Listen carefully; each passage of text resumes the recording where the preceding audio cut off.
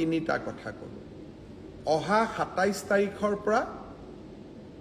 স্বচ্ছ পৰীক্ষাৰ ক্ষেত্ৰত মই তিনিটা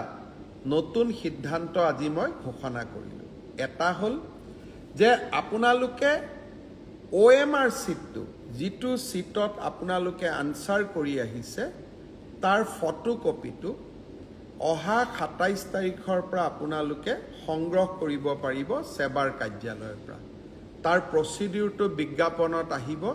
50 টকা দি আবেদন কৰিব লাগিব 50 টকাও ফটোষ্টেটৰ খৰচ দ্বিতীয়তে 28 তাৰিখে আপোনালোকে এনসাৰ কিটো পাব যাতে OMR আৰু এনসাৰ সিটটো মিলাব পাৰে আৰু এনসাৰ কিটোত যদি আপোনালোকে কিবা ভুল দেখে সেইটো আপোনালোকে সেৱাক জনাব পাৰিব 500 টকা দি